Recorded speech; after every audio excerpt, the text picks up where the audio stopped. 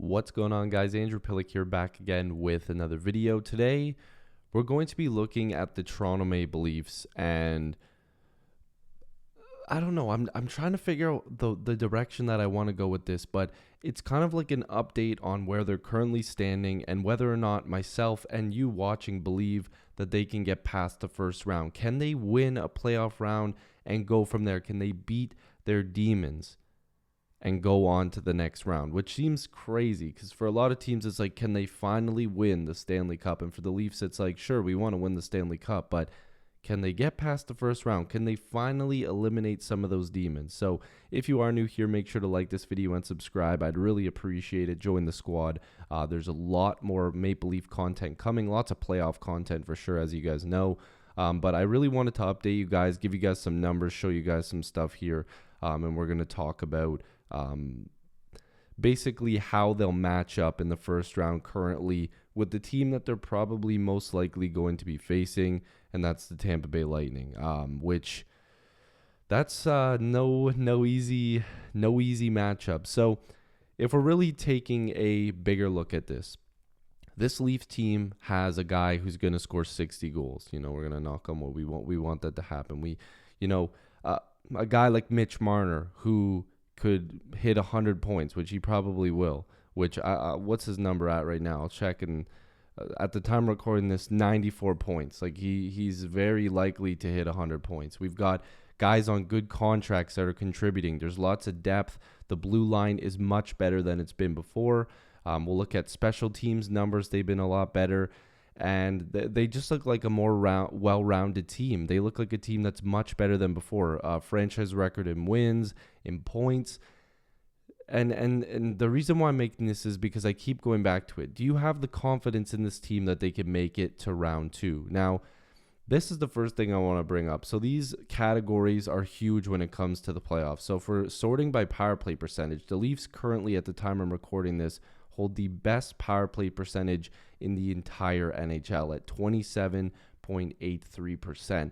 St. Louis, Colorado, Edmonton, the Rangers, and of course Florida follow behind that. But that just shows you the ability that they have on the power play. They're able to score a lot. They've got a lot of talent there, and this is something that we've been looking for a long time because of all the talent that they have on this team. Now, if you're looking at a defensive category, you're looking at the penalty kill, and the Toronto Maple Leafs are right up there as well. These are some really good teams that have a really, really good penalty kill. A lot of teams that have really solid blue lines. A team like Carolina, a team like St. Louis and Calgary, and just teams that have really, really good blue lines, or at least have a solid defensive-minded team. Like the Islanders usually play a more boring defensive style of game, even though they're not the best team, but they still, we know the philosophy that they've been playing with, and that's a lot more of defensively sound game.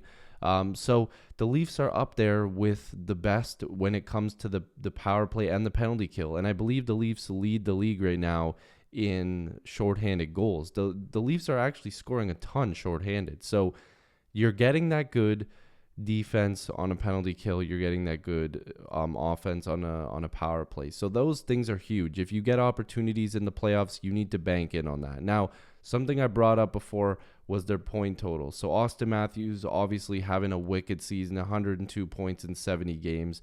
Mitch Marner, 94 and 67. William Nylander at almost a point per game at 74 in 75 games. He's got his career best in points. So you also have Tavares, who people have been on him, which is crazy. 74 points in 75 games played. These are the top four guys that are, the highest paid guys on the team, and they're producing. They're giving you two guys way over a point per game and two guys that are almost right at a point per game. Then you've got Morgan Riley, who has 65 points in 76 games. Michael Bunting, over 60 points, getting paid less than $1 million. Kerfoot has been awesome. Engvall has taken a step. When Kasha is healthy, he's been wicked. Mikheyev has 17 goals this year. Brody's been awesome on the blue line. Kampf has been wicked. People said he can't score. He has 10 goals this year. Spezza has always had good depth. Liljegren has been incredible. People are not giving him enough credit. Hall has even had some good games, but I would imagine he'll end up sitting some playoff games. Sandin hasn't been healthy, so when he's back, like, this blue line doesn't even have Sandin. Simmons, you want to see a little bit more from him. Muzzin's been injured. Giordano's been awesome since coming to the Leafs. Lyubushkin has been incredible since coming to the Leafs. Clifford does his thing. Blackwell's been awesome since he's come. And Abruzzese, of course, is new to the team. But the biggest concern that I have is goaltending. Now, at the beginning of the season, if you would have asked me what the biggest concern is, I would have just said depth, and probably depth on forward and depth on the blue line.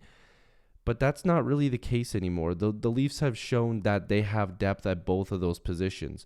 And now it's kind of turned to goaltending, because Jack Campbell was incredible to start the first half of the season. He was an all-star. He had a wicked save percentage. He had an awesome goals against average. But now it's got to the point where the goaltending's been a bit of a liability. Right here, as you can see, goals against average for Jack Campbell, 2.71. Then you see the goals against average for Erik Källgren, 3.02. Peter Mrazek, 3.34. Now, I'm not sure why it's not letting me go across here.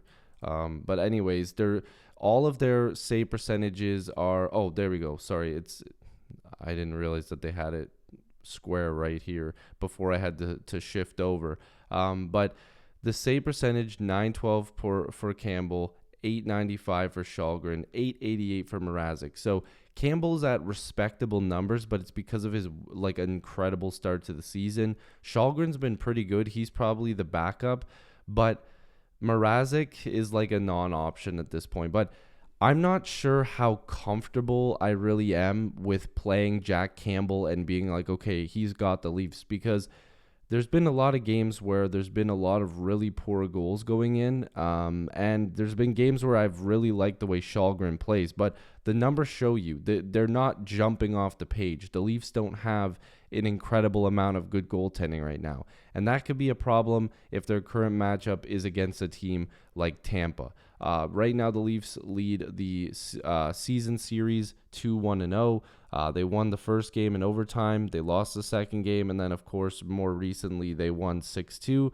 They play again in the next few days, depending on when you're watching this.